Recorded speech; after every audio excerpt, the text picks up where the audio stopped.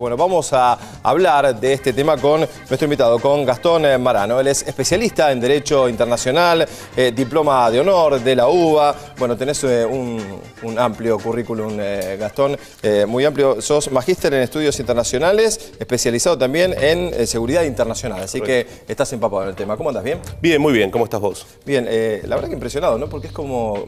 A ver, por un lado se insistía por algunos funcionarios del gobierno de Estados Unidos de mantener el secreto. Otros decían que no, que esto que había que revelarlos. Algunos patearon el tablero y lo hicieron. Algunos ya lo toman esto como una mancha para Estados Unidos, como una mancha a nivel internacional, irremediable, irreversible. Bueno, ¿qué es lo primero que opinás de esto que se ha conocido? En la línea de lo que estás diciendo es tal cual decís. Toda la bancada republicana se mantuvo monolítica en el hecho de no revelar este informe, con la excepción de una senadora, pero la Comisión de Inteligencia del Senado, y en última instancia con cierto apoyo del presidente de los Estados Unidos, consideró que era importante revelar este informe, que como vos decís es apenas un informe de un 10% del total, al menos el que se dio a conocer ayer, y de todas maneras tiene partes fuertemente clasificadas, pero es un paso importante en el sentido de comprender cuál fue esta operación que se llevó adelante entre 2001 y 2009, o sea, desde el 9/11 y hasta comienzos de la administración de Barack Obama, que tuvo que ver con la captura, detenimiento sin juicio y formas de interrogatorio mejoradas, así la denominaban eufemísticamente,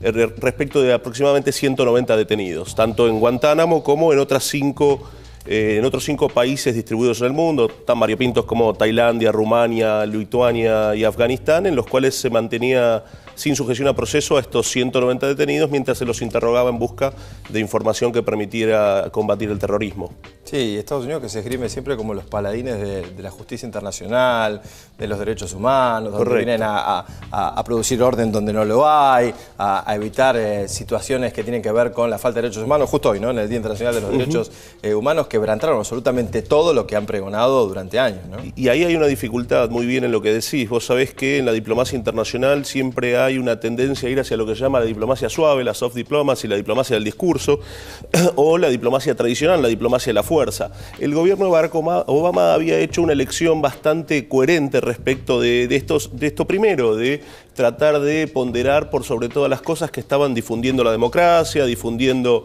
los valores occidentales, etc. Entonces, de alguna manera esos intentos se ven socavados a través de esta violación tan flagrante y tan continua a los derechos humanos. Fue el mismo Obama quien lo reconoce y marca también el informe que presenta el Senado en uno de los 20 puntos, que uno de los problemas más grandes que tuvo el accionar de la CIA fue que mancilló la imagen de los Estados Unidos en tanto precursor de los valores de derechos humanos y de difusión de la democracia, etcétera. Eso se ve socavado, claramente. Además es irreversible, es decir, después de esto que nos quieren venir a contar, ¿no? Que nos quieren venir a vender. ¿Tuvo que ver Obama en esto que ha ocurrido? Porque de alguna manera, a ver, él tiene la intención de hacer algo con Guantánamo, por ejemplo. De hecho, hay presos que han llegado a Uruguay en estos días, donde en realidad, si bien están intentando que queden detenidos, ya Mujica también dijo que en realidad acá pueden estar libres, ¿no? Ahora están siendo asistidos en un hospital en estos momentos, pero pueden quedar libres en cualquier momento. ¿Qué incidencia tuvo el presidente? Yo creo que sin duda fue determinante.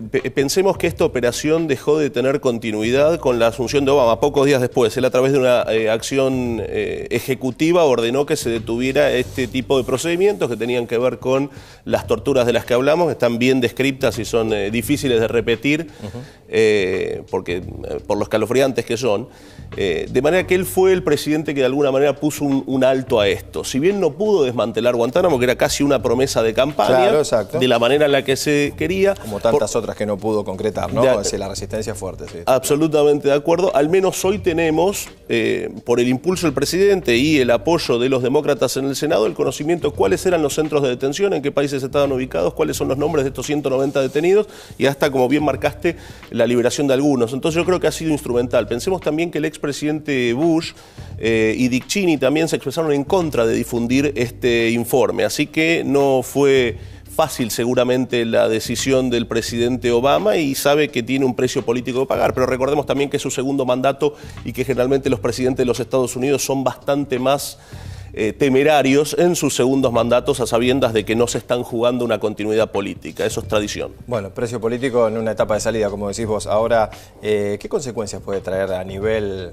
no sé, represalias, venganza, por ejemplo, a nivel internacional? En días en que vemos decapitaciones tremendas por parte del ISIS, por ejemplo, ¿no? En Oriente Medio, lo que ocurre con personas por su nacionalidad solamente, ¿no? Por cuestiones religiosas. ¿Qué imaginas que puede pasar a partir de ahora? Esto no es descabellado. Por lo menos en los 5 países que se reveló que la CIA utilizaba cárceles clandestinas. Porque vos sabés que estas prácticas nunca se realizaron en territorio de los Estados Unidos, por lo menos que conozcamos, sino que se realizaron en el exterior, en Guantánamo, Cuba, y en otros 5 países que están detallados en el informe, como te contaba antes.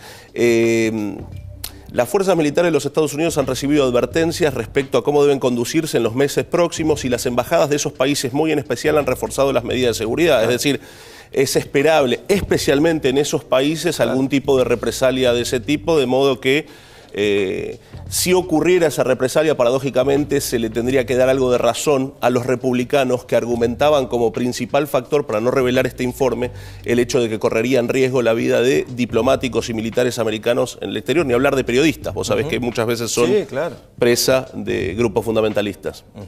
Es decir, que entonces se esperan en represalias. Y en cuanto a la continuidad de estos centros, ¿vos creés que después de estos informes realmente se va a poder desactivar y que va a existir la posibilidad de que todas estas personas, a ver, si son culpables serán juzgadas, pero que tengan un juicio justo, es decir, que sean incorporadas a un sistema de derecho, de enjuiciamiento lógico? Correcto. En principio, respecto a las prácticas en sí, las prácticas de tortura, si tenemos que creer por lo menos el discurso del presidente, eso estaría detenido desde que comenzó la administración Obama. Lo que sigue es la situación irregular de encarcelamiento de estas personas.